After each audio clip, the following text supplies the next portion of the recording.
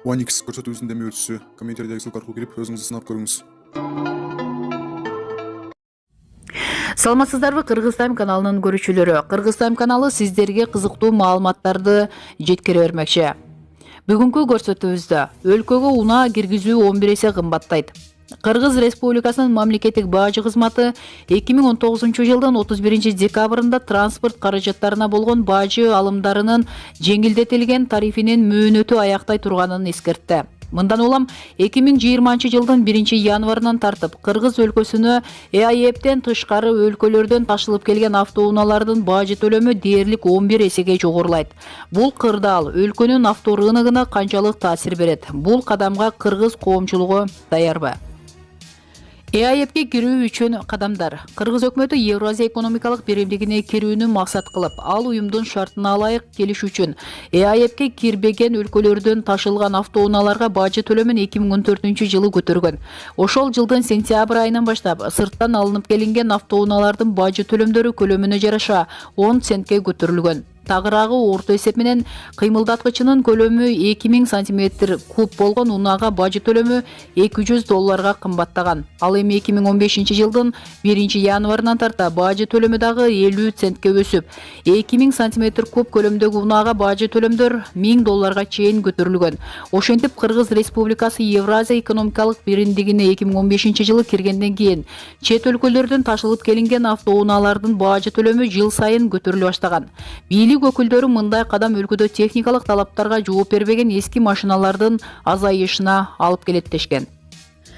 Кескин түрдө бажы төлөмдөрүнүн жогорулап кетиши унаа сатып иштеген ишкерлерди кабаттыр кылган. Атүгүл алар митингге чыгышып, бажы төлөмдөрүн төлөө оор болуп жатканын айтышып, жеңилдетилген мөөнөт берүүнү суранышкан.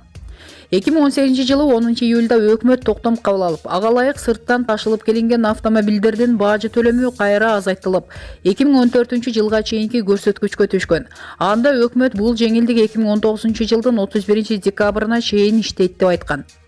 Мамлекеттик бажы кызматынын басма сөз катчысы Жаманбек Мусурканов 2020 жылдан тартып сырттан киргизилген автоунааларга бажы төлөмдөрү жогорулай турганы алдан ала эскертилген дейт. Кыргыз өлкөсү 2015 жылдан тарта ЭАЭПке мүчө. Мындан улам биздин өлкөдө уюмдун шарттарына туура келүү үчүн сырттан ташылып келинген унааларга бажы төлөмдөр көбөйгөн. 2018 жылдын 10 июлунан тартып Кыргызстанга ташылып келинген автоунааларга бажы алымдарынын өлчөмү убактылуу азайтылган. Тиешелүү токтомго өкмөт башчы Мухаммедкалый Абылгазиев кол койгон. ЭАЭПтин келишимине ылайык, Кыргызстан 2020 жылга чейин бажы жана салык төлөмдөрүн өзү каалагандай коюуга укугу бар. Мындан улам бажы алымдарынын жана салыктардын бирдиктүү тарифинин өлчөмү 2014 жылкы эсепке чейин төмөндөтүлгөн. Жаңы эрежелер 2019 жылдын 31 декабрына чейин иштейт. Мисалы, 2009 жылы чыккан 2500 сантиметр куб көлөмдөгү Toyota Camry автоунаасынын бажы төлөмү учурунда $1250 болсо, 2020 жылдан тартып $13600 болот.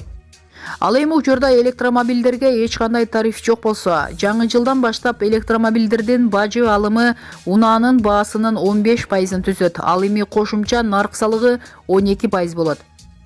Ташылып келген автоунааларга бажы алымдарын учурдагы тариф менен сактап калуу мүмкүнчүлүгү бар экендигин экономика министри Санжар Мукамбетов жогорку кеңеште билдирди. Ал Кыргызстанда Евразия экономикалык комиссиясына кайрылууга укук бар деди. Берилген жеңилдиктин мөөнөтүн узартуу боюнча учурда сүйлөшүүлөр жүрүп жатат. Негизи азыр ЭАЭПке кирген мамлекеттердин соода сатыгы бир болуп калды да. Ошондуктан ар бир мамлекет өз автопаркын колдонгонго багытталган. Андыктан азыр бул боюнча чоң суроолор болуп жатат. Өкмөттө да кеңешип жатабыз. Буйруса алдыга жылабыз. Эгер өкмөт ЭАЭП менен сүйлөшө албаса, анда 2020 жылдын 1 январынан тарта Кыргызстанга ЭАЭПтен тышкары өлкөлөрдөн ташылып келген автоунаалардын бажы төлөмү дээрлик 11 эсеге көбөйүшү мүмкүн. Ошондуктан мамлекеттик бажы кызматы жарандар менен ишкерлерге кайрылып, чет өлкөдөн алынып келинген автоунааларды жаңы жылга чейин бажылык тариздөөдөн өткөрүп алсын. Автоунааны тыштан алып келүү буйртма бергендер жогоруда көрсөтүлгөн убакытты эске алгыла деп эскертти. 2019 жылдын 1 январынан 30 сентябрына чейин Евразия экономикалык биримдигинен тышкары өлкөдөн Кыргызстанга 17304 уна ташылып келинип, бюджетке 1 миллиард 659 миллион 439 миң сом бажы алымы түшкөн. Замир Кожошев, ишкер. Сырттан унаа ташып келүүлөр көбөйдү. Бажы төлөмү көбөйсө ишкерлердин абалы кандай болот деп бул тармакта бир нече жылдан бери иштеп келе жаткан жарандарга кайрылып көрдүк. 65 жаштагы Замир Кожошев 20 жылдан бери унаа сатып ишкерлик кылып келет. Анын айтымында, учурда унаалардын саны абдан көп. Бирок ага карабай бажы төлөмү көтөрүлөт деп унааларды ташуу жанданды дейт. Учурда ишкерлер кредит алып, машина ташып келип сатышат. Мен дагы мына эртең чет өлкөгө кетип жатам. Жакында эле 27% менен коммерциялык банктан насыя алдым. Машина алып келебиз, бирок эң түшүктүүсү аны сатууда. Кээде бир нече айда эптеп бир унаа сатасың. Анын үстүнө азыр техникалык жактан эскилиги жеткен унаалар дагы деле көп. Аларды азайтуу туура, анткени жол кырсыктары дал ушул эски унаалардын айынан көп болот. Бирок өлкөнүн автопаркын жаңылоого дагы убакыт керек. Бажы төлөмүнүн көбөйүшү бир жагынан жакшы, анткени жогоруда айтылгандай унаалар өлкөдө абдан көп. Албетте бул кырдаалда кээ бир ишкерлер зыян тартышы мүмкүн. Мен мисалы 2015 жылы оң рулдуу унааларды өлкөгө киргизүүгө тыюу салынгандан кийин ири чыгымга учурагам. Марс Бакытбеков, ишкер. Ишкерлер сырттан унааларды киргизип алды. 12 жылдан бери бул тармакта ишкерлик кылып келем. Ачыгын айтканда 2020 жылы бажы төлөмү көбөйөт деп бир нече жыл мурун эле айтылган. Андыктан ишкерлер насыя алып, машиналарды киргизип алган. Азыр деле киргизип жатышат. 2015 жылы дагы бажы төлөмү көбөйөт дегенде чет өлкөлөрдөн машиналарды көп ташып келип алып, кийин сата албай көптөр банкрот болушкан. Эмдиги жылы кандай болот айта албайм. Учурда базарда машина абдан көп, баалары кымбат. Келерки 2 жылга унаалар жетет. Экинчиден, сатуу абдан жай болууда. Көптөр нак акчага сатып алышпайт. Машиналарды бири-бирине алмаштырып, же башка мүлктөргө бартер кылышат. Чет жактан алынган кымбат унааларды алганга жарандарда каражат жок. Ал машиналарды сатып алгандан кийин аны кармоо да оңой эмес. Ошондуктан андай автоунааларды чоңдор гана алат. Көпчүлүк эл 10 миң долларга чейинки унааларды сатып алышат. Учурда ишкерлер Грузия менен Европадан унааларды ташыйт. Себеби ал жактан унаалардын сапаты Орусияга караганда жакшы.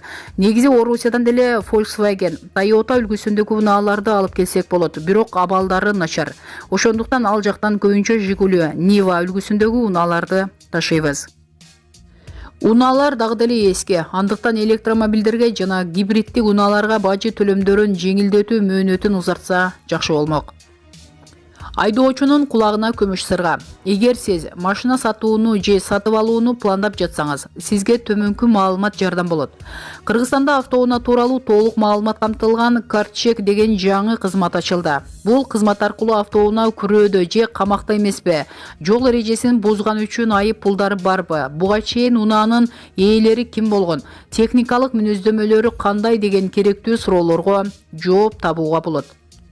Мына шуну менен бүгүнкү көрсөтүүбүз жыйынтыкталды. Кийинки берүүлөрүбүзгө чейин сак саламатта болуңуздар.